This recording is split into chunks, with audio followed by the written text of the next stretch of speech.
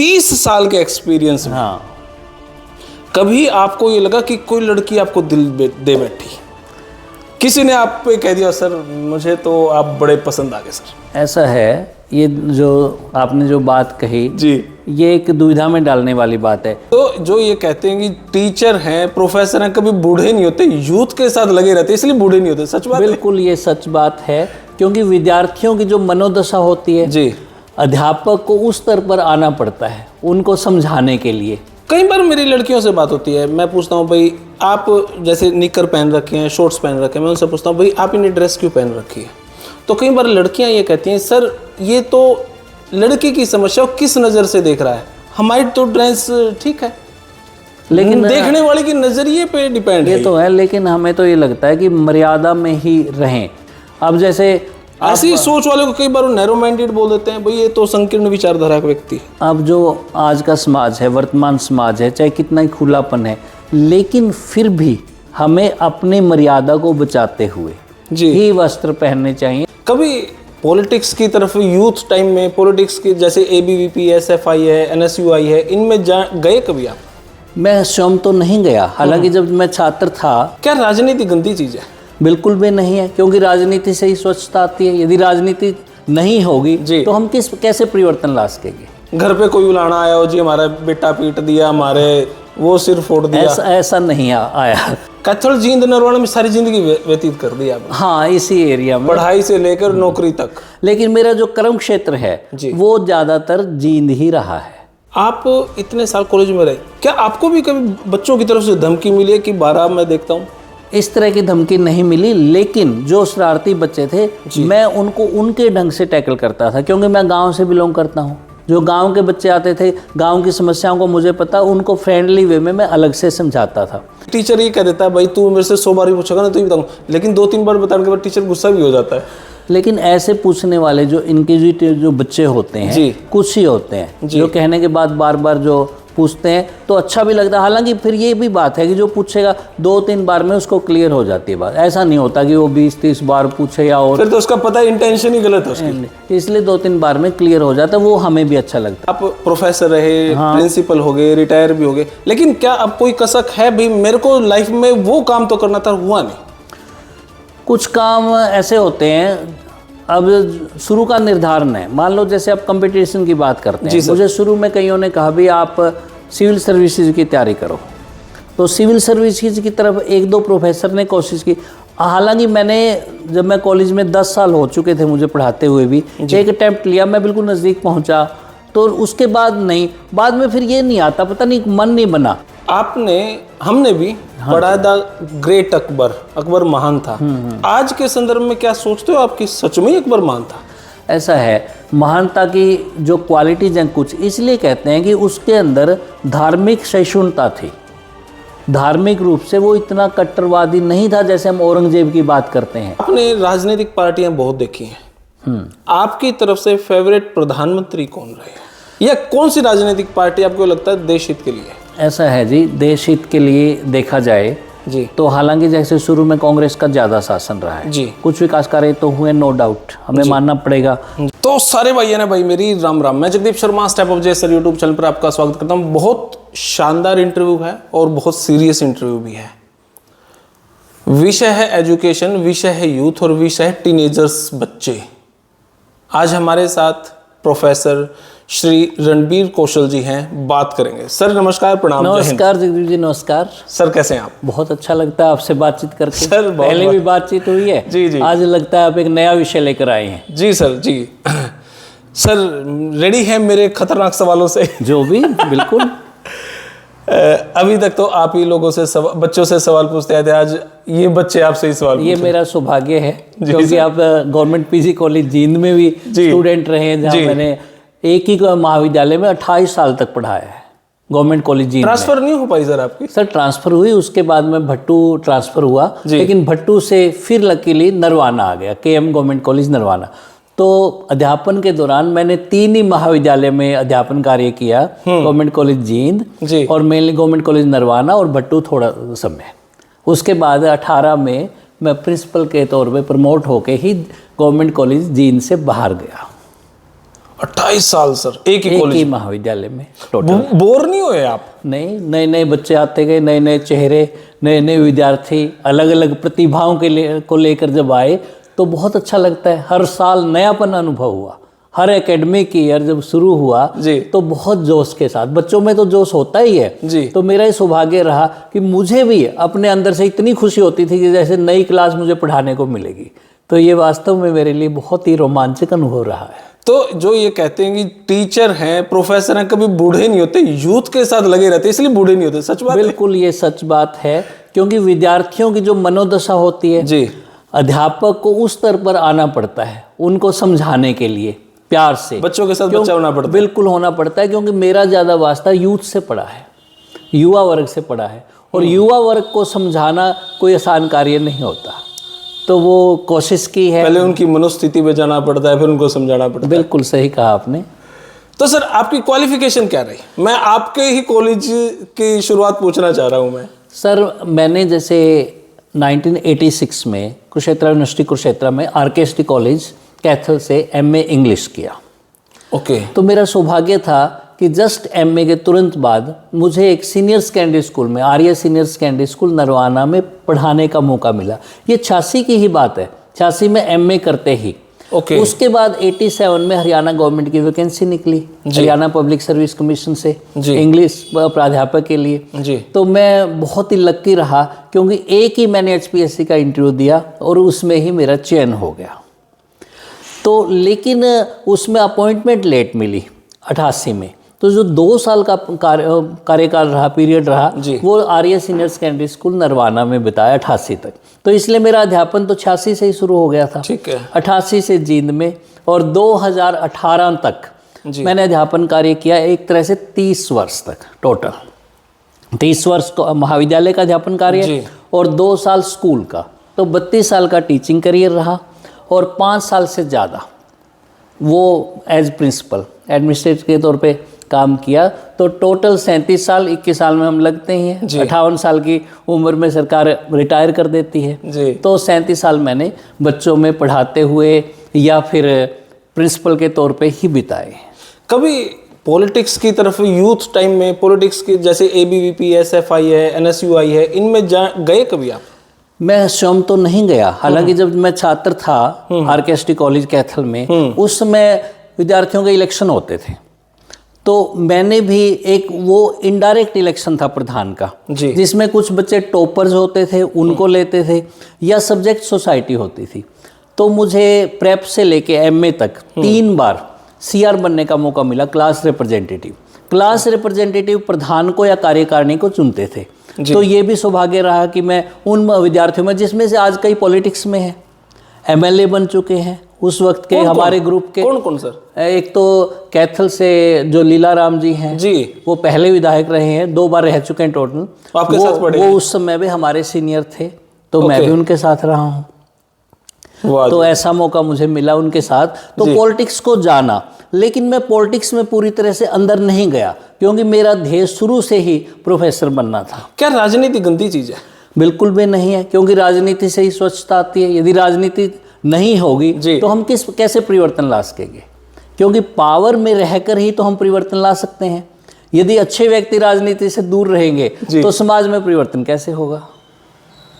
तो आप वैसे डायरेक्टली आप ABVP SFI में नहीं किसी मैं संगठन से डायरेक्ट नहीं जुड़ा, लेकिन CR रहे हैं आप? CR रहे हैं। उसमें कोई पार्टी बेस पे CR नहीं बनते थे कि विद्यार्थियों में सोसाइटी बन गई, मान लो English association, political science association, उसमें जो प्रेसिडेंट, वाइस प्रेसिडेंट या सेक्रेटरी जैसे बनते थे, उनसे इलेक्शन होता था और 4 रिप्रेजेंटेटिव चुने जाते थे टोटल में से। तो उनमें मुझे मौका मिला CR बनने का।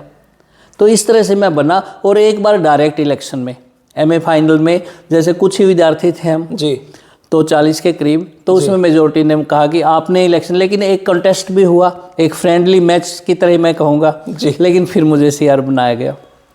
बच्चे कहते थे कि आप हमारी बात को प्रशासन तक अच्छी तरह पहुँचा पाएंगे, इसलिए आपका इस वक्त चुना जाना बहुत ज़्यादा ज़रूरी है। और वो मेरे दोस्त अच्छी तरह से, लेकिन जो मेरा अपोनेंट था वो भी मेरा दोस्त ही था, तो बाद में भी हम इकट्ठे रहे। तो फिर कैसे बुराई करके आप जीते? किसी प्रकार की कटुता नहीं थी। एक हम ये मानते थे जैसे मैच है, मैच खेलते हैं उसके बाद फिर हम एक के एक हैं, हार जीत तो लगी रहती है, ऐसा मुझे कुछ महसूस नहीं हुआ सर। ओके, देखो हमारा इंटरव्यू है ना वापिस होता जा रहा है। पहले आपके प्रोफेसर की बात की, फिर हमने कॉलेज लेवल की बात की। स्कूल टाइम में कैसे थे? स्कूल में ऐसा जी, मेरा गांव कैथल डिस्ट्रिक्ट में, जो उस वक्त पहले जींद जिला में था, जब मैंने यहाँ गवर्नमेंट कॉलेज जींद ज्वाइन किया अक्टूबर 88 में, तो उस समय हमारा जिला जींद ही था। इसलिए मेरी कोशिश थी भी अपने डिस्ट्रिक्ट हेडक्वार्टर पे ही मेरे अपॉइंटमेंट हो, मैं यहाँ आया। लेकिन 89 में कैथल डिस्ट्रिक्ट बनने के बाद हमारा गांव सांगन गांव है, कैथल खनौरी रोड पे पड़ता है, और वहाँ श्रृंगी ऋषि तीर्थ है, कुरुक्षेत्रा भूमि के 48 कोस के तीर्थों में जो आता है, वहाँ पे मेरा जन्म हुआ।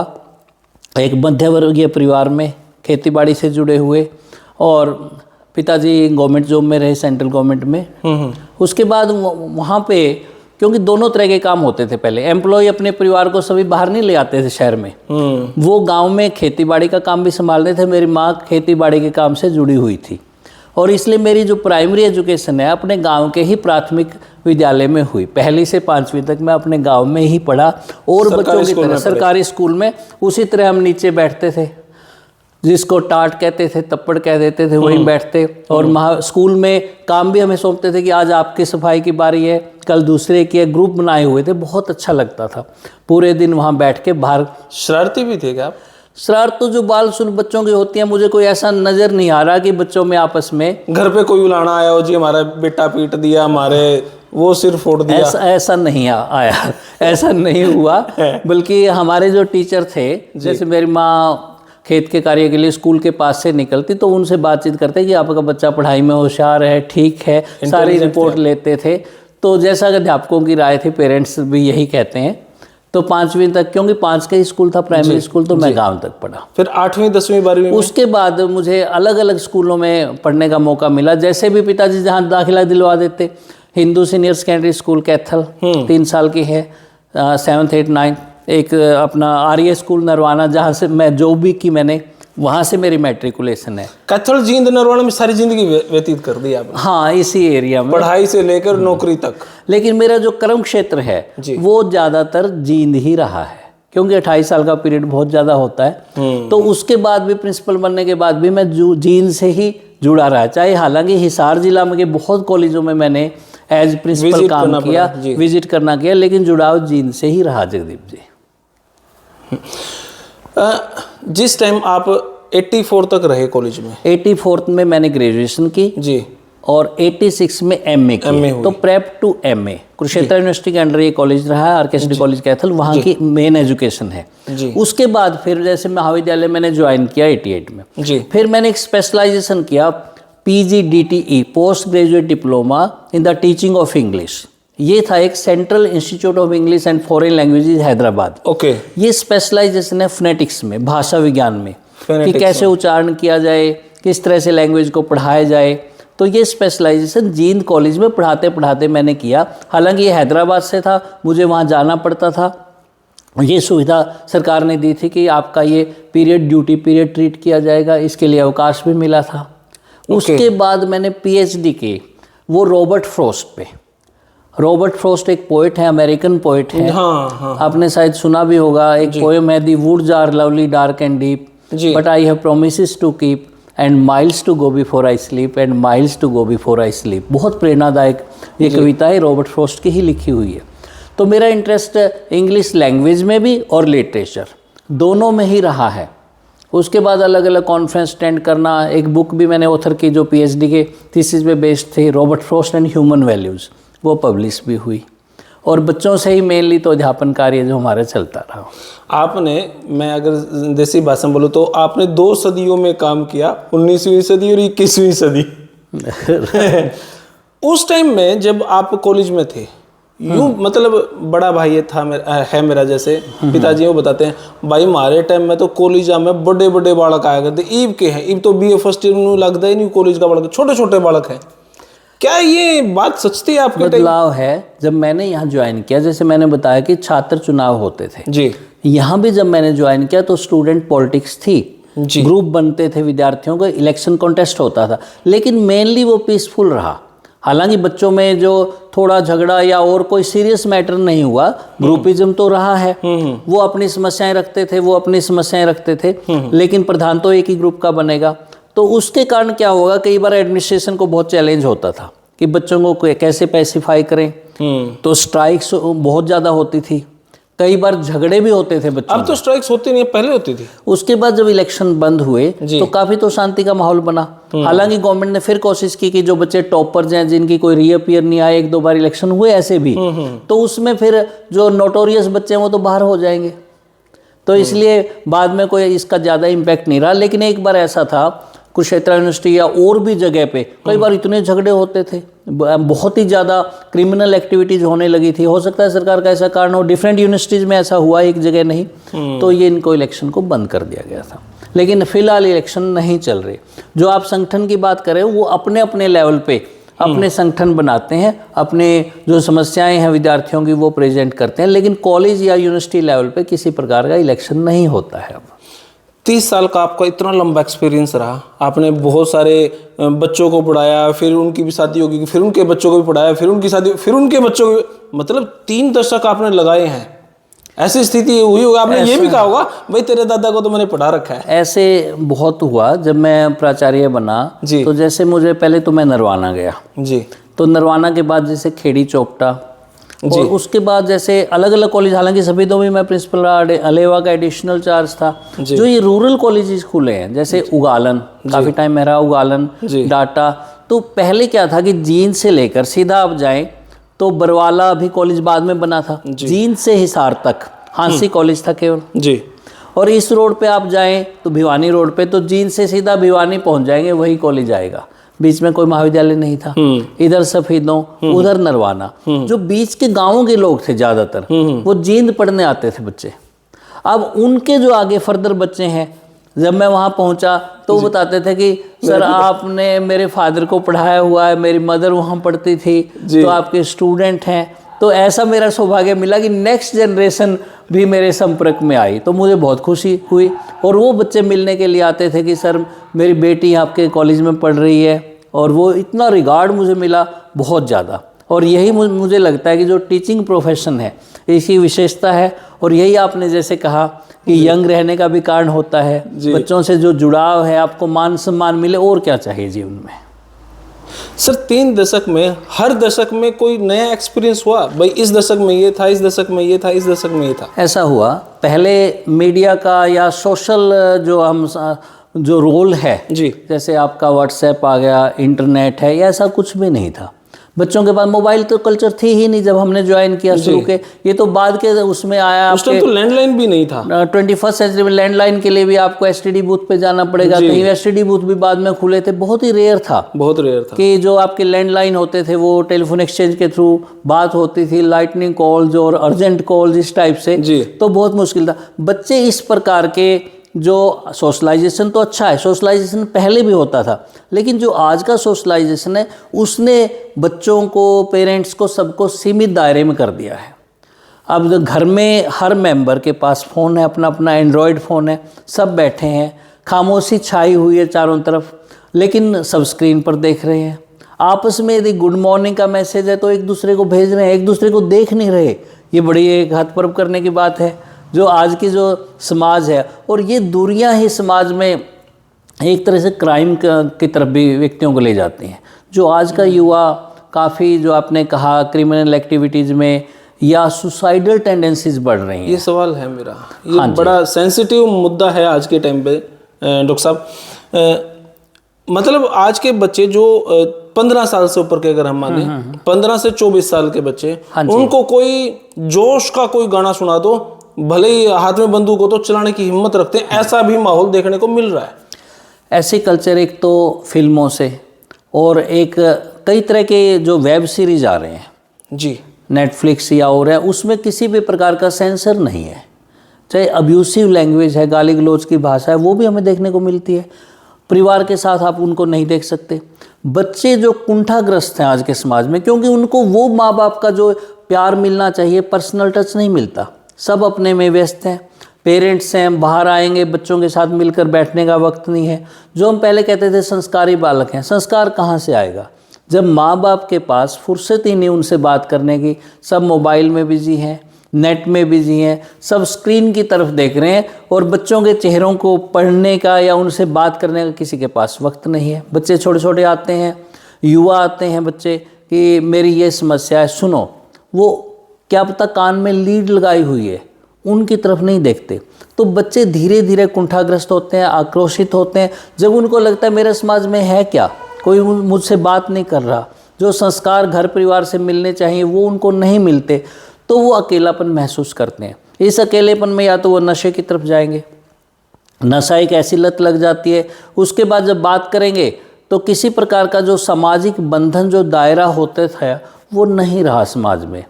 तो उससे क्या होता है कि जो उनके एक्सपेक्टेशन है कि मुझे हर वक्त अभी चाहिए, चाहे जैसे युवा है, एडोलेसेंट हैं, मान लो कोई एक बॉय है, लड़का है, किसी लड़की से वो बात करना चाहता है, बात हो गई, वो भी सोशल साइट पे बात हुई है, चाहे व्हाट्सएप पे है, नेट पे है, फेसबुक पे है।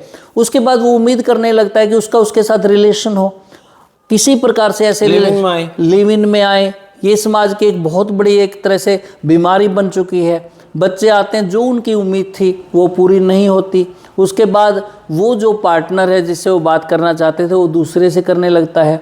वो क्योंकि अपना जो अधिकार उस पर जमाने की कोशिश करते थे वो अधिकार नहीं उसको महसूस होता। उसने कहा इससे क्या फ़ायदा, मैं तो अपना जीवन तक इस पर लुटाने को तैयार हूँ, ये मुझसे बात नहीं करते।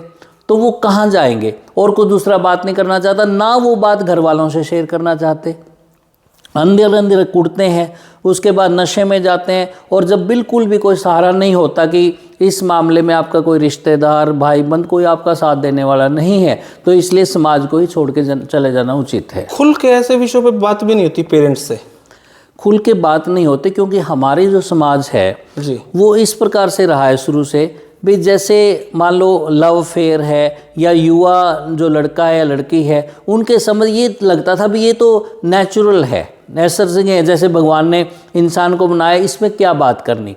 कोई भी बच्चा या कोई लड़का या लड़की अपने माता पिता से बात करने में सहज महसूस नहीं करता इस विषय पर, क्योंकि हमारे कुछ संस्कार या समाज का ताना बाना ऐसा रहा है।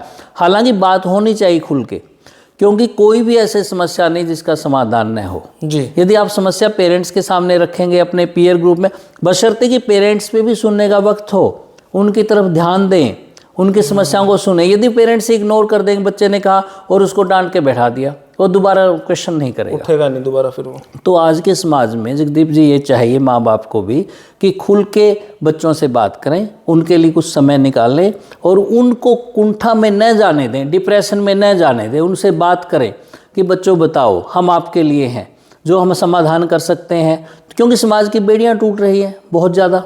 तो इसलिए खुलकर सामने आना पड़ेगा, अपने संस्कार, या उनको ये बात भी तो बतानी पड़ेगी कि आपके लिए क्या अच्छा क्या बुरा है, क्योंकि ये बात तो किसी ने बताई नहीं उनको, वो अपने हिसाब से चलते हैं। कई बार डॉक्टर साहब कुछ गायकों से सवाल भी पूछे जाते हैं कि जी आपने गाने गाए, गुंडागर्दी के, बच्चों में गलत माहौल गया, तो सिंगर ये भी कहता है भाई आज के टाइम में डिमांड है इसकी, अब मैं भजन बढ़ाऊंगा तो भजन कोई नहीं देखेगा। अच्छा, फिर गायक ये भी कहते हैं कि भाई मैंने तो भगत सिंह पे भी गाने गाए, मैंने तो उस पे भी गाने गाए, मैं तो गौ माता पे भी गाने गाए, तो लोग साधु क्यों नहीं बनते, गुंडे ही क्यों बनते मेरे गाने से?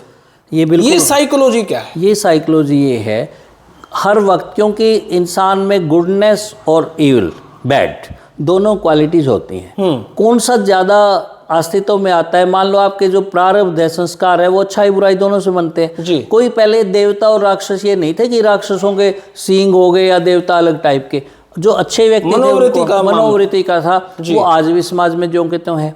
भी अच्छाई को ठीक है, समाज में तो बुराई भी चारों तरफ नजर आएगी, हमें क्या उसके अंदर से लेना है? अच्छाई लेने की जो परख है, क्योंकि ऐसे ऐसे साइट्स हैं बहुत ही भयावह हैं बच्चों के लिए, चाहे वो किसी तरह की पोर्न साइट्स हैं या और, क्योंकि ये जो खुलापन समाज में आया है, ये फ़ोन से उन साइट्स तक रीच, या तो किसी तरह से ऐसा हो कि बच्चे उन तक नहीं जा पाएँ, क्योंकि एक मनोवृत्ति होती है कि बुराई की तरफ भी इंसान का ध्यान जाता है। क्या उसको लगने लगता है, क्या अच्छा लगने लगता है कि जो वो पेरेंट्स से जिसकी बात नहीं कर सकता, वहाँ पे जो अध पकी या अध कचरी बातें सामने आती हैं, तो वो सब कुछ ये मान लेता कि यही अच्छा है, यही जीवन का आनंद है। Half knowledge is dangerous. Yes, वो पूरी तरह से जो गलत बातें उसके सामने परोसी जाती हैं, चाहे वो गाने हैं जिसमें बंदूक हाथ में लेके, उसको ये पता नहीं कि भाई ये तो एक तरह से नाटक है, आपके मनोरंजन के लिए गीत बनाए गए हैं, या असली बंदूक के साथ उसका मर्डर नहीं कर रहे।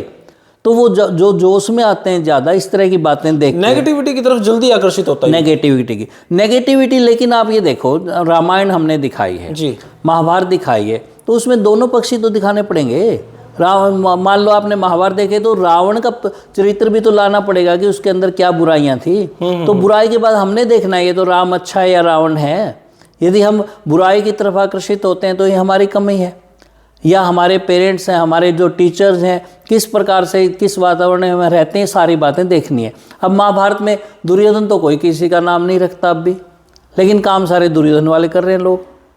नाम वो नहीं रखे, नाम से बचेंगे। कंस नाम नहीं किसी का मिलता, क्योंकि लोगों को पता है बुरा है। किसी का नाम जयचंद का मिला, ये भी पता है लोगों को, कोई पेरेंट्स नाम नहीं रखेगा। लेकिन उनके कृत्य तो देखो आप समाज में, घिनौने कृत्य हैं। तो इससे बचने के लिए तो ये है कि समाज में जो प्रबुद्ध लोग हैं वो युवा वर्ग को अवेकन करें, चाहे वो टीचर्स हैं, जो हमारे कॉलेज में प्रोफेसर्स हैं, यूनिवर्सिटीज़ में उनके लगातार सेमिनार हो, मोरल वैल्यूज़ होनी चाहिए, नैतिकता क्या अच्छा है क्या बुरा है। और बच्चों की ऐसी क्लासेज हों छोटे छोटे ग्रुप्स में, जैसे ट्यूटोरियल ग्रुप्स होते हैं, कि उनकी पर्सनल समस्याओं को भी हम जानें कि आपको क्या दिक्कत है। टीचर केवल टीचर ना रहे कि केवल इंग्लिश पढ़ानी है तो हम इंग्लिश ही पढ़ा के तीसरी मान लें, हिंदी पढ़ानी है तो हिंदी का ही प्रोफेसर हिंदी की बातें पढ़ाए। उसके अलावा समाज में उनके लिए क्या अच्छा है क्या बुरा ये भी तो बताएं। क्योंकि एक बच्चा पढ़ लिख कर यदि वो ये फैसला नहीं कर पाता कि क्या अच्छा है, और फिर वो गर्त में जा रहा है। जो युवा सुसाइड कर रहे हैं, चाहे वो हम देखो इंजीनियरिंग कॉलेजेस है, मेडिकल कॉलेजेस है, कोटा में जाते हैं, जो कट थ्रोट कंपटीशन है, क्यों वो छत से कूद के मर रहे हैं। छोटे छोटे बच्चे हैं जो एडोलेसेंट हैं, +2 करते ही पेरेंट्स कोचिंग के लिए भेजते हैं। जो कट थ्रोट कंपटीशन है कि यदि आप डॉक्टर का ये एग्ज़ाम नहीं पास कर पाए तो पता नहीं पहाड़ टूट पड़ेगा, या इसके अलावा कुछ है ही नहीं। हमें ऑप्शन भी बच्चों को देने, भी बच्चों मेहनत करो, आपके हाथ में मेहनत है। वैसे सरकार काउंसलर रखती है स्कूल कॉलेज में, लेकिन वो हमें दिखाई नहीं दी कभी काउंसलर। उस टाइप से काउंसलिंग नहीं होनी चाहिए। एक ग्रुप में एक छोटा ग्रुप लिया जाए जी, जैसे मान लो 10-10, 20-20 बच्चे कॉलेजेस में बांटे गए, और वो टीचर उनके साथ एक मित्रवत व्यवहार करे, फ्रेंडली। ये नहीं कि उनको किसी तरह डांटना, भी आप अपनी बात नहीं कह पाते तो मुझे लिख के बता दो। फिर उसके बाद उसकी काउंसलिंग अलग से करनी, अलग से उनके फैमिली से इन टच रहे। बच्चा मान लो किसी बात में पिछड़ रहा है या गलत संगति में जा रहा है, तो उनके पेरेंट्स के नॉलेज में आए। तो हमारे समाज में जो प्रबुद्ध व्यक्ति हैं, चाहे प्रोफेसर, टीचर जी, तो सभी को आगे आना पड़ेगा एक चुनौती के तौर पे, तभी हम सुधार ला सकते। हमारे हरियाणा में कैबिनेट मिनिस्टर हैं कृष्ण बेदी जी, हाँ जी, उनके लड़के हैं करण प्रताप सिंह। हाँ जी। तो मैं उनसे बैठे बैठे बात कर रहा था कि सर भाई साहब ये जो इतना क्राइम बढ़ रहा है क्यों बढ़ रहा है। ये बोले जगदीप स्कूल कॉलेजों में काउंसलर होना चाहिए, लेकिन है नहीं, पोस्ट होती है लेकिन लगता नहीं। तो काउंसलिंग पर बच्चे की होनी चाहिए, वो क्या चाहता है, उसके दिमाग में क्या चल रहा है, साइकोलॉजी। लेकिन सर मैं आपसे पूछना चाह रहा हूँ, कितना पॉसिबल हो कॉलेज में 5-5 हजार बच्चे, कैसे काउंसलिंग हो? वो काउंसलर अलग नहीं चाहिए। जो मैंने बताया कि जो प्राध्यापक हैं, प्रोफेसर पढ़ा रहे हैं जी, वो दोनों भूमिकाएं निभा सकते हैं। जैसे मेंटोर हैं, जो मान लो मेंटी मेंटोर ग्रुप है, ऐसा होता है कॉलेजेस में, ट्यूटोरियल ग्रुप्स हैं अलग अलग। मान लो सप्ताह में एक दिन आप अलग से बैठे, या टीचर को भी एक्स्ट्रा टाइम देना पड़ता है उन बच्चों को बैठा के उनकी समस्या, तो वो काउंसलर ही है। क्योंकि ये एक प्रोफेसर है जो इतना नेट क्वालिफाइड PhD है, प्रोफेसर जो लग गया, तो वो बेहतर ढंग से काउंसलिंग कर सकता है। यदि हम ये इंतजार करेंगे कि कॉलेज में केवल काउंसलर ही बताएगा, काउंसलर तो लिमिटेड होंगे, तो वो सबकी काउंसलिंग नहीं कर सकते। तो सभी मिलकर यदि काउंसलिंग करें, क्योंकि बच्चा तो एक रॉ हैंड है, जैसे एक कच्ची मान लो कच्चा कोरा पेज है या स्लेट है, उस पर हम कुछ भी लिखें तो उनको तो जैसा वातावरण मिलेगा। क्योंकि वो बेचारे, जैसे हमारे जो ज़्यादातर स्टूडेंट रूरल एरिया से, डिप्राइव्ड सेक्शन से आते हैं, चाहे वो किसी भी कास्ट का है, उनके पास इतने वो साधन संपन्न नहीं है। उनके सपने होते हैं कि बच्चे को कॉलेज में भेजो और वो बहुत बड़ा बनेगा। उनके लिए तो एक प्रोफेसर या टीचर उनके लिए तो भगवान के समान नजर आते हैं। तो उनको भी पूरी तरह मेहनत करके बच्चों में बदलाव लाने की कोशिश करनी चाहिए, एक पॉजिटिव वे में। आप इतने साल कॉलेज में रहे, क्या आपको भी कभी बच्चों की तरफ से धमकी मिली है कि 12 मैं देखता हूँ? इस तरह की धमकी नहीं मिली, लेकिन जो शरारती बच्चे थे मैं उनको उनके ढंग से टैकल करता था, क्योंकि मैं गांव से बिलोंग करता हूँ। जो गांव के बच्चे आते थे, गांव की समस्याओं को मुझे पता, उनको फ्रेंडली वे में मैं अलग से समझाता था। कुछ बच्चे थे जो उग्र स्वभाव के थे, उनको अपने तरीके से हैंडल करना। तो इसलिए शरारती तो बच्चे रहे हैं। आप इतने सॉफ्ट हंसमुख हैं, स्माइली फेस है, आपको कौन बच्चा ऐसे नोटोरियस मिला होगा? नोटोरियस तो बच्चे देखो हर एक जगह होते हैं। कभी ऐसा कोई ऐसा वाक्य जो ऐसा घटित मेरी हुआ हो? जो क्लास में कई बार क्या होते हैं कि बच्चे, जैसे मान लो आप कुछ पढ़ा रहे हैं जी, एक मुझे बिल्कुल ध्यान आता है, बहुत पुरानी बात है, BSc 1 में मैं पढ़ा रहा था, इंग्लिश BSc 1 में ही लगती है। कुछ बच्चे फिर जो मेडिकल साइड में जाना चाहते हैं, +2 मेडिकल की, और वो मेडिकल उस एंट्रेंस की तैयारी करते हैं जी। तो मैं इंग्लिश पढ़ा रहा था, वो बार बार दूसरी बुक देख रहा, उसने कहा, मैंने बार बार उसको रोका लेकिन वो नहीं माना।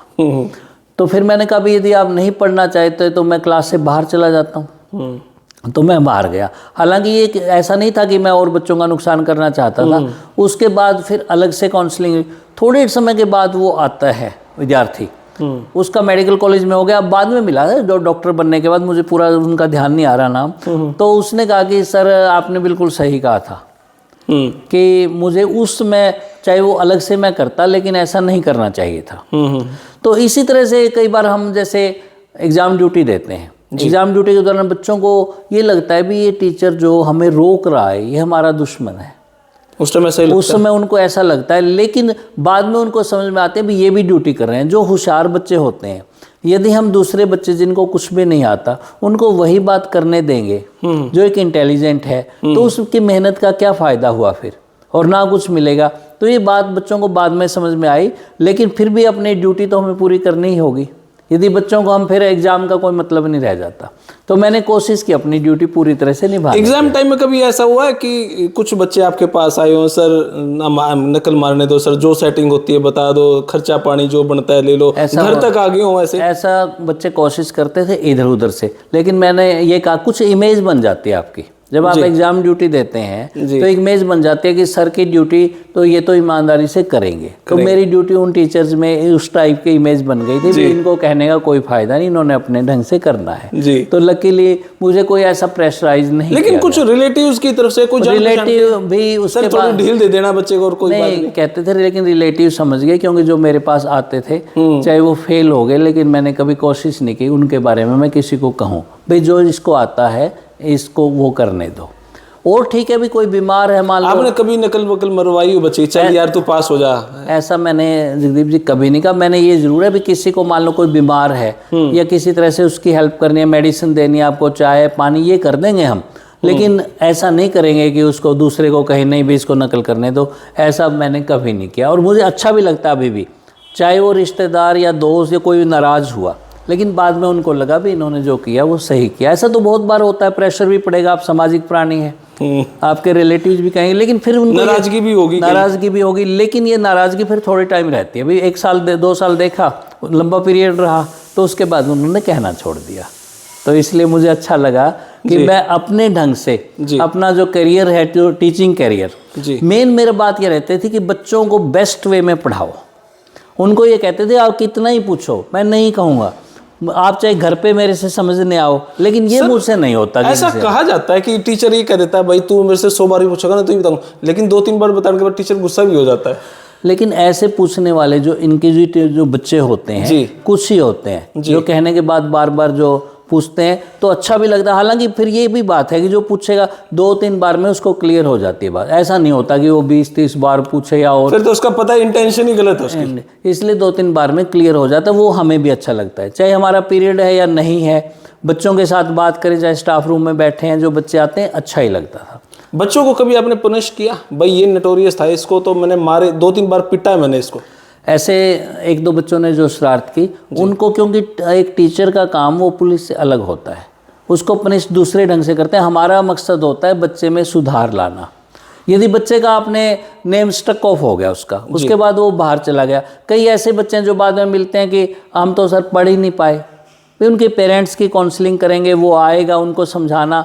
आप मान लो बुक्स दे देते हो किसी को, कोई नीडी है, फ्री ऑफ कॉस्ट है, या लाइब्रेरी से अपने नाम से बुक दिला देते हो, या उसको अलग से समझा देते हो। एक दो बार ऐसा भी हुआ, कुछ बच्चे बहुत नीडी थे लेकिन उन्होंने कहा सर आपसे घर पढ़ना चाहते हैं, तो वो घर भी पढ़ाए गए। और जो बिल्कुल नीडी थे किसी तरह के, मैंने कहा भाई आपको जो यदि कोई फाइनेंशियल प्रॉब्लम है तो कोई दिक्कत नहीं, ऐसे ही आपका जितनी भी हेल्प हो सकती है वो करेंगे। एक टीचर यही हेल्प कर सकता है, बुक्स की वो मैंने की है।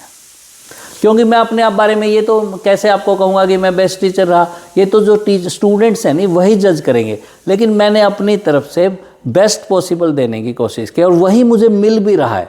जहाँ भी मैं जाता हूँ, किसी भी डिपार्टमेंट में पुराने स्टूडेंट्स मिलते हैं, वो इतना रिगार्ड देते हैं। और चांस से जितने कॉलेजों में मैं प्रिंसिपल भी रहा जी, तो वहाँ पे मुझे उतना ही मान सम्मान मिला। मुझे कोई ऐसा नहीं लगता कि मैं वहाँ जाऊँगा मुझे लगेगा कि मैंने बहुत लोगों का गलत किया हुआ, मैं वहाँ नहीं जाऊँ, ऐसा कुछ भी नहीं हुआ। कई बार सर कॉलेजेस में, स्कूल में स्टाफ का ही ग्रुप बन जाता है, वो 8-10 अलग बैठते हैं, वो 8-10 अलग बैठते हैं। कभी आपके साथ कोई ऐसी पार्शलिटी हुई? भाई मेरे साथ उस टाइम वो ग्रुप होता था, मेरे को बहुत तंग किया। ऐसा है, ग्रुप्स बेशक बने, लेकिन हमारा ग्रुप था, मेरे एक दो साथी रहे हैं कॉलेज में प्रोफेसर जी। हम जैसे खाली पीरियड में बैठते, मान लो चाय के लिए कैंटीन में गए तो दो जगह मंडली बैठी हुई है जी, चाहे उनके विचार मिलते हैं नहीं मिलते वो अलग बात है, लेकिन वो दोनों से हम हेलो करके उनसे हैंडशेक किया, अलग बैठे तो सबके साथ ही बराबर रहा। ऐसा नहीं आया कि कोई इल विल हो भी नहीं, उनके साथ नहीं बैठना, उनके साथ नहीं बैठना। और ज़्यादातर एकेडमिक डिस्कशन ही करते थे, पढ़ाई लिखाई के बारे में बातें होती थी। लाइब्रेरी में बैठे तो वहाँ भी डिस्कशन यही होगी। तो इसलिए मुझे कोई ऐसा नहीं लग रहा कि मैं किसी पार्टी पॉलिटिक्स में पढ़ा हूँ, किसी ग्रुपिज्म में हो।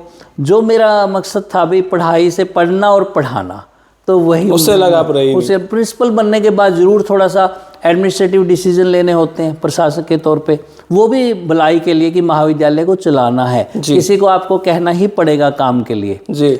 तो वो तो तब हो सकता है किसी को कुछ ऐसा महसूस हुआ हो कि मुझे क्यों कह रहे हैं।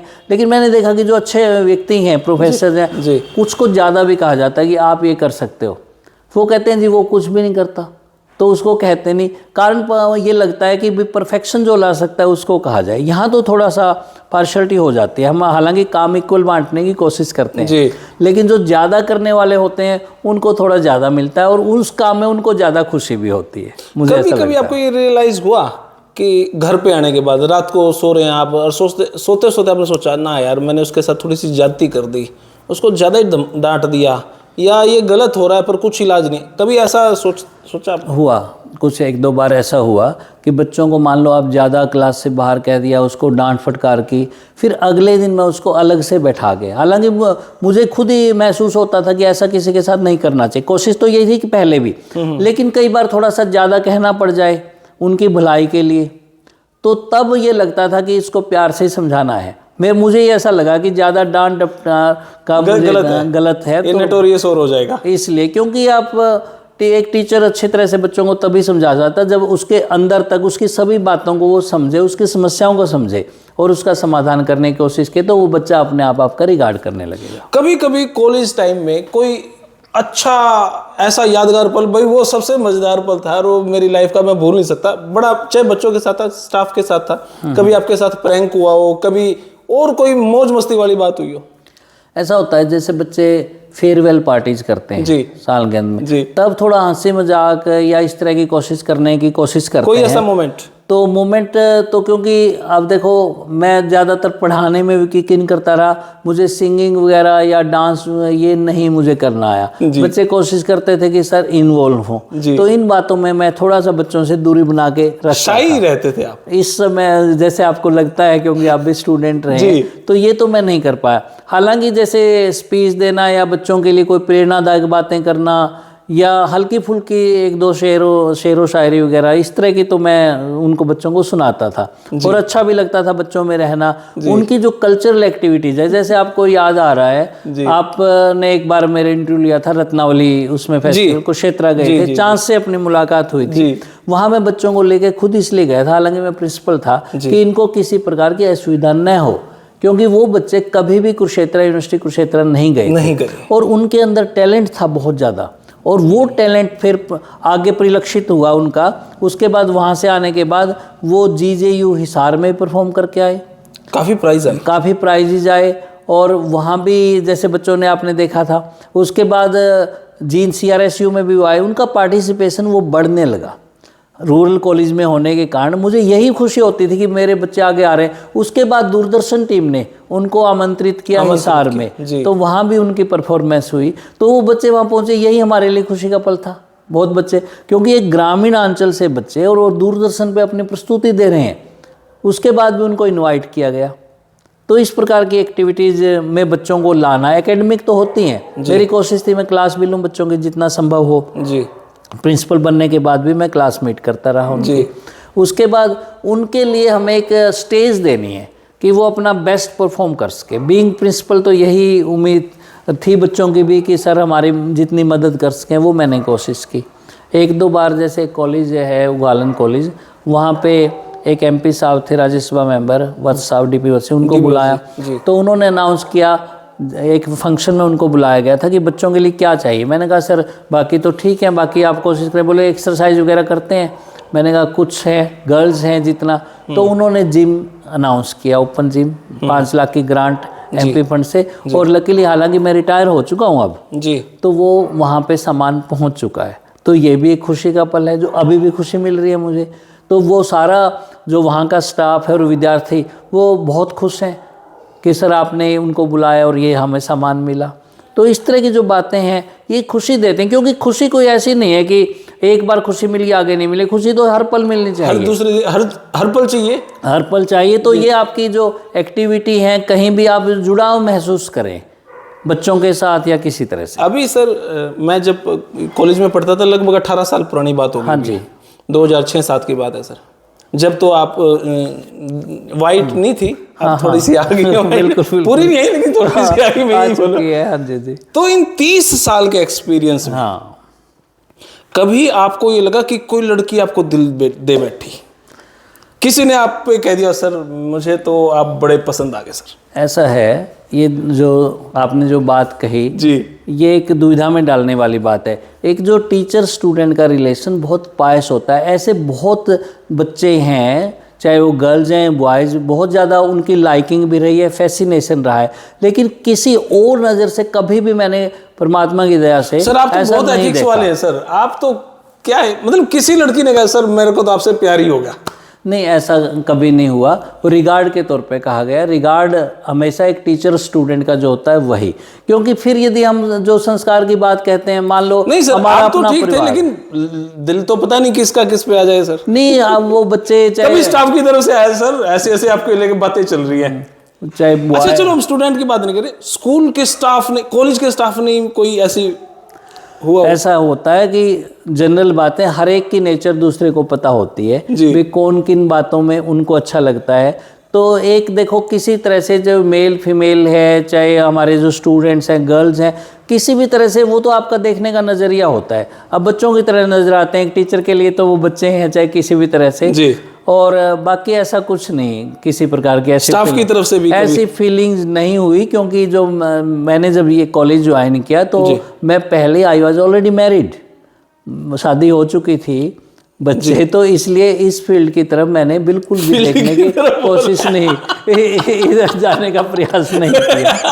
हाँ जी। अच्छा मान लो शादी नहीं होती फिर ऐसा हो सकता था? नहीं, वो तो यदि आप मान लो गृहस्थी में जाना चाहते हैं तो फिर तो आपकी चॉइस होती है, नहीं क्या आप सोचते हैं। अच्छा कॉलेज जब आप पढ़ते थे तब थे सर्कल में ऐसे फ्रेंड घूमना? ऐसा हुआ, लकीली क्या हुआ कि घर वालों ने, जैसे ही मैंने पोस्ट ग्रेजुएशन किया मेरी शादी हो गई, इसलिए इस विषय में मैंने सोचा ही नहीं कभी। तो इसलिए जब मैं पहले ही शादीशुदा हूँ, हमारे जो संस्कृति है, समाज है, और फिर मैं एक टीचर बना, बहुत ज्यादा एथिक्स वाले हैं हमारे सर। तो कोशिश यही एथिक्स, हो सकता है इंसान में कमियां तो हर एक में होती हैं, वो कमियां तो दूसरे निकालेंगे आप जैसे, लेकिन मैंने तो कोशिश यही की भी जिस रास्ते नहीं जाना हमें, तो उसके बारे में क्या सोचना। तो इसलिए ऐसा कोई मन में भी विचार नहीं आया। मन में आप प्रोफेसर रहे, प्रिंसिपल हो गए, रिटायर भी हो गए, लेकिन क्या अब कोई कसक है भी मेरे को लाइफ में वो काम तो करना था, हुआ नहीं? कुछ काम ऐसे होते हैं, अब शुरू का निर्धारण है। मान लो जैसे आप कंपटीशन की बात करते हैं, मुझे शुरू में कईयों ने कहा भी आप सिविल सर्विसेज की तैयारी करो, तो सिविल सर्विसेज की तरफ एक दो प्रोफेसर ने कोशिश की। हालांकि मैंने, जब मैं कॉलेज में 10 साल हो चुके थे मुझे पढ़ाते हुए भी, एक अटेम्प्ट लिया, मैं बिल्कुल नज़दीक पहुंचा, तो उसके बाद नहीं, बाद में फिर ये नहीं आता, पता नहीं मन नहीं बना। एक कैथल में हमारे सर होते थे professor Sher Singh Saini, political science के, वो पढ़ाते थे। मैं बेस्ट प्रोफेसर उनको मानता हूँ। जो उनसे ज्ञान मिला कि बिल्कुल ही निस्वार्थ ढंग से, जब हम घर भी बुलाते थे, कहते भाई ये 20 न्यूज़पेपर हैं, इनकी कटिंग है न्यूज़पेपर की चिपकाई हुई, तो उनसे सीखा कि सेल्फलेस सर्विस हम जितनी दे सके वो दें, जितना कर सकें। तो बेस्ट वे में एक टीचर बनने का ही फिर सपना रहा कि जब इधर उधर जाने के बजाय कि टीचिंग प्रोफेशन में, शुरू में तो थोड़ा सा देखो रहा कि कंपटीशन में निकल जाते, HCS IAS हो जाते, फिर लगा कि जो टीचर है हमारे स्टूडेंट ही HCS में या आते हैं, हमारे फ्रेंड भी हैं, तो फिर अल्टीमेटली लगता है कि लाइफ का ध्येय क्या हो सकता है। ठीक है, राजनीति की तरफ मन नहीं रहा आपका कभी? राजनीति की तरफ नहीं रहा। आज के समय में नहीं, मुझे ये लगता है कि जिस प्रोफेशन से हम जुड़े हुए हैं, यदि किसी की हेल्प कर सकें उस वे में। हालांकि मुझे काफ़ी कॉलेजेस में इंग्लिश लैंग्वेज पे, लिटरेचर पे या मोटिवेशनल लेक्चर के लिए भी बुलाते रहे हैं, तो उनमें मैं बच्चों को बस यही है प्रेरणादायक बातें भी, जितना हम, जैसे हमने शुरू में, जैसे आपने पूछा था कि बच्चों में कैसे सुधार लाया जाए जी, तो इसी बारे में, क्योंकि अब जैसे NEP आई है, न्यू एजुकेशन जो हमारी पॉलिसी है, नेशनल एजुकेशन पॉलिसी है जी, इसको गवर्नमेंट इम्प्लीमेंट करने जा रही है। उसमें यही तो, एक तो स्किल पे जोर होगा, एक एथिक्स का भी पेपर है, एथिकल वैल्यूज़, मोरल वैल्यूज़, और दूसरी बात ये कि पढ़ाई आपकी व्यर्थ नहीं जाएगी। चाहे आप 1 साल पढ़े तो सर्टिफिकेट कोर्स, 2 साल पढ़े डिप्लोमा, 3 साल पढ़े डिग्री, बीच में छोड़ के तो भी पढ़ाई व्यर्थ नहीं जाएगी। तो काफ़ी आमूल चूल परिवर्तन होने जा रहे हैं इस पॉलिसी के इम्प्लीमेंटेशन के बाद। हमने भी पढ़ा द ग्रेट अकबर महान था। आज के संदर्भ में क्या सोचते हो आप कि सच में अकबर महान था? ऐसा है, महानता की जो क्वालिटीज हैं कुछ, इसलिए कहते हैं कि उसके अंदर धार्मिक सहिष्णुता थी। धार्मिक रूप से वो इतना कट्टरवादी नहीं था जैसे हम औरंगजेब की बात करते हैं। मुगल ही थे, अब बाबर, हुमायूं, चाहे बीच में शेरशाह सूरी आया, अकबर आया, अकबर का कार्यकाल में थोड़ा हिंदू मुस्लिम में जो कट्टरता थी कि हिंदुओं के साथ जो अत्याचार होते थे वो नहीं हुए थे। हालांकि महाराणा प्रताप जैसे हमारे जो वीर सिपाही है, वो उनसे दो हाथ करते थे, लेकिन दूसरी तरफ ऐसा भी तो था कि अंतरजातीय विवाह था, चाहे मुगलों के साथ हिंदुओं के रिश्ते बन गए थे। मान सिंह भी तो उन्हीं के साथ थे, सेनापति। तो हिंदू मुस्लिम में वो, अच्छा अकबर बीरबल किससे सुनते हैं हम जी, टोडरमल है जो मंत्रिमंडल में, इसलिए है कि वो दूसरे धर्मों के साथ भी सहिष्णुता का व्यवहार करते थे, इसलिए उनको महान कहा जाता है। और महानता तो क्या है कि जैसे मुगल भारत में आए जी, चाहे बाबर आया, महान तो क्या कहेंगे, आक्रांता रहे हैं वो तो पहले जी, से जी। उसके बाद कुछ राजा तो ज़्यादा कट्टर रहे जी, उनको हम इतने रिस्पेक्ट से नहीं देखते, चाहे औरंगजेब है। और अकबर के बारे में थोड़ा लोग पॉजिटिव वे में बात करते हैं कि उनकी जो नीतियां थी, चाहे वो दीने इलाही चलाया था उन्होंने, जो धर्म भी था, तो सभी को साथ लेके चले, हिंदुओं को भी रिस्पेक्ट। दीने इलाही में सिर्फ एक बिरबल ही रहा है और तो कोई नहीं। हाँ, वो रहा, लेकिन वो धार्मिक कट्टरता की बात नहीं थी। इसी कारण यही मुझे मानता। और तो मानता क्या, मानता तो ये होता है पब्लिक की भलाई के लिए आप कितने काम करते हैं, भी आपका प्रशासन है, कितने आपने रोड बनाए। ऐसे तो शेरशाह सूरी ने भी ये जो GT रोड है, कहाँ से कहाँ तक, उससे कलकत्ता से पेशावर तक, वो भी तो थोड़े से कार्यकाल में बनवा गया। तो इसलिए दूसरी बात है कि जो महान हम कहते हैं जी, कि हमने थोड़ी महान बनाए, इतिहासकारों ने बनाया। इतिहास में जो हमने पढ़ा अकबर महान है, तो हमारे मन में बात बैठ गई भी तो महान है, बाकी नहीं है। तो अब इतिहास को भी तो दूसरे ढंग से लिखा जा रहा है कि उसकी विशेषता में, क्योंकि एक ही विचारधारा के व्यक्ति इतिहास लिखेंगे तो वो प्रेजुडिस्ड भी तो हो सकते हैं, पूर्वाग्रह से ग्रस्त भी तो हो सकते हैं। कुछ लोग हो सकता है उनको अच्छा लगा, उन्होंने लिख दिया जी, और वही हमें किताबों में पढ़ाया गया। और तो हमारे पास कोई षड्यंत्र भी हो सकता है, कुछ हो सकता है, लेकिन जो इतिहास में ही हम पढ़ते हैं जी, इसके कारण हम मानते हैं। लेकिन ये भी तो बात सही आती है कि उसके दरबार में हिंदू भी मंत्री रहे हैं, उनका जिक्र भी तो आता है। यदि ये फैक्ट नहीं, इसलिए थोड़ा सा लगता है, हो सकता है कुछ दूसरों से अच्छा रहा हो। ओके, इसलिए 1921 मान सकते हैं। हाँ, क्योंकि स्वतंत्रता संग्राम जब हमारा हुआ 1857 का, मुगलों को तो आत्मसात हिंदुइज्म इसमें हमारे देश ने मान लिया था भाई यहीं के हैं, बहादुर शाह जफर है चाहे, वो भी तो अंग्रेजों के खिलाफ लड़ रहे थे। फिर तो ये सभी में एकजुटता दिखाई दी थी उस वक्त कोई ऐसा नहीं था। अच्छा, आखिरी सवाल की तरफ बढ़ रहा हूं मैं।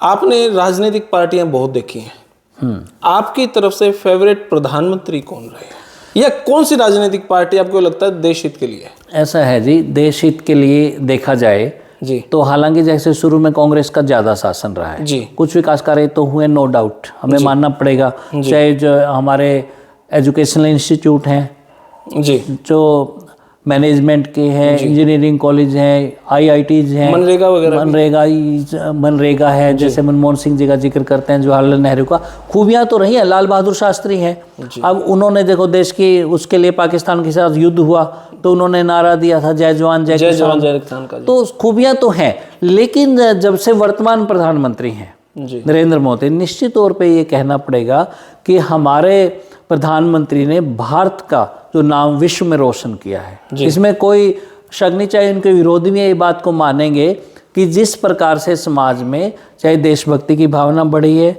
जो प्रोग्रेस है, लोगों में जो डिजिटलाइजेशन के कारण जो आमूलचूल परिवर्तन देखने को मिल रही है कि आप मार्केट में जाएं, चाहे फ्रूट बेचने वाला है, सब्जी बेचने वाला है, आप नाई की दुकान पे जाते हैं कटिंग करवाने, डिजिटल पेमेंट है। तो कितना क्रांतिकारी कदम है ये।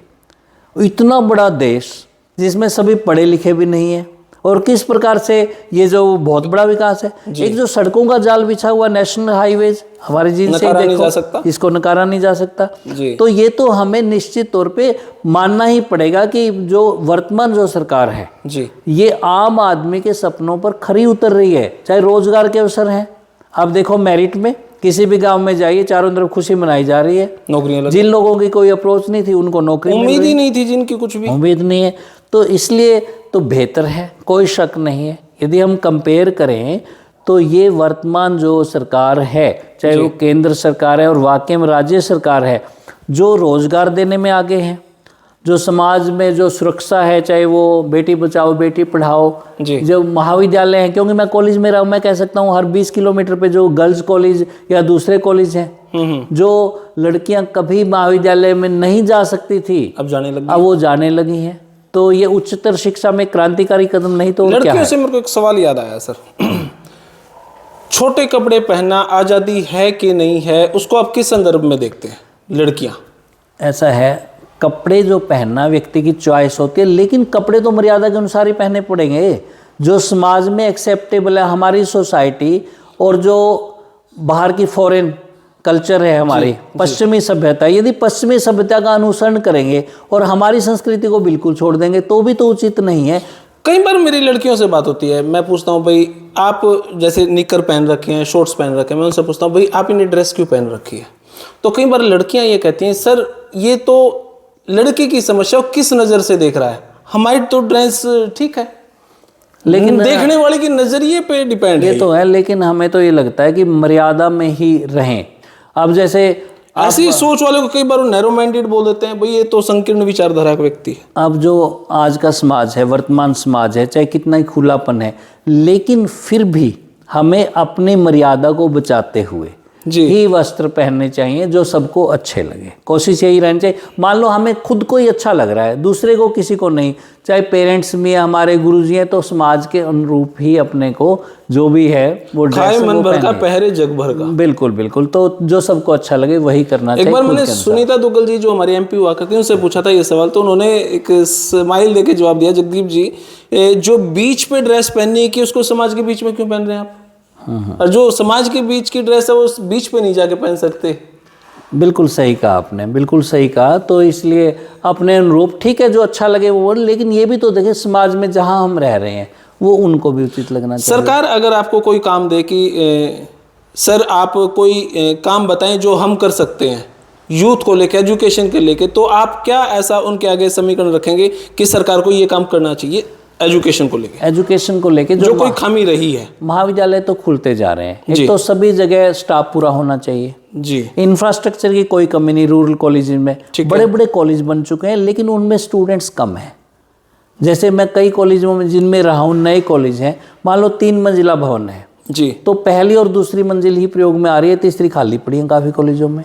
तो वो कबूतर खाने बनते जा रहे हैं जी तो क्योंकि साफ सफाई नहीं होती। मान लो स्वीपर आपका एक है, जी वो जो बच्चे क्लासेस लगाते हैं वहीं पे सफाई कर सकते हैं, ऊपर नहीं।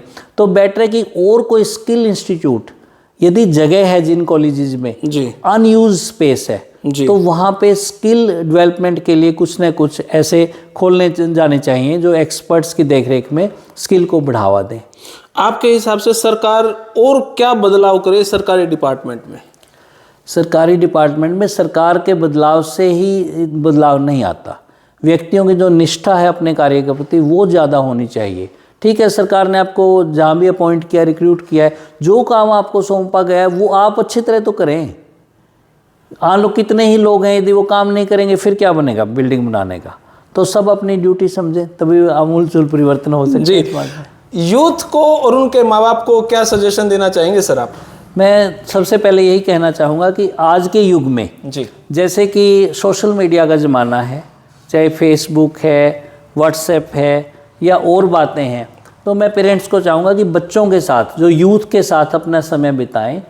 जब भी आपके पास फुर्सत के लम्हे हैं, शाम को खाना खाने के बाद या उनके साथ बैठें, उनकी समस्याएं सुनें और कोशिश करें कि कुछ देर के लिए सोशल मीडिया से हम दूर रहें, एक वर्तमान दुनिया में लौटें, वर्चुअल वर्ल्ड से। चाहे आर्टिफिशियल इंटेलिजेंस का, AI का ज़माना भी आ गया है, लेकिन वर्तमान में रहें और बच्चों को संस्कार देने की कोशिश करें, उनको अच्छा बुरा या उनकी समस्याएं सुने, उनके साथ कुछ पल बिताएं और एक तरह से उनको एहसास कराएं कि वो हमारे बच्चे हैं, हम उनके माता पिता हैं, तो उनके साथ घुल मिल कर रहें और तभी हम उनको अच्छे संस्कार देंगे और वो समाज में एक अच्छा कर पाएंगे। और ज़्यादातर जो डिप्रेशन की या नशे की बीमारी है, सुसाइडल टेंडेंसीज़ हैं, इनका सबका उपचार है कि हम सब मिलकर समाज में उनको एक दिशा प्रदान करें और दशा प्रदान करें, तभी हम सफल हो सकते हैं। बहुत बहुत शुक्रिया सर आपका कीमती समय देने के लिए। बहुत अच्छा लगा, thank you. Thank you sir. तो भाई हमारे रणबीर कौशल जी बहुत सारे ऐसे सवाल जिनका जवाब आप जानने के लिए तो तत्पर रहेंगे ही, और एजुकेशन पे ये पहली वीडियो, हालांकि बहुत सारे यूथ के लिए मैं काम कर ही रहा हूँ, फिर भी एजुकेशन पे ऐसी वीडियो जो हर माँ बाप को देखनी चाहिए, बच्चों को तो देखनी चाहिए पर माँ बाप सबसे पहले। भाई शाम में रोटी खाने बैठ जाएंगे, सारे अपने अपने मोबाइल में लग जाओगे। पहले का टाइम ठीक था, नाना नानी का जाया करते, बड़ा घूमया करते, गाँव में हंडा करते, अड़ोस पड़ोस का बेरा होता है, पड़ोसी का नहीं बेरा, कौन रहा है कौन नहीं। फिलहाल यह वीडियो इतनी है, लेकिन जागरूकता जरूरी। यह वीडियो इतनी, आपने किसी लगी कमेंट बॉक्स में राय दे। तब तक के लिए धन्यवाद। जय हिंद, भारत माता की जय। Thank you.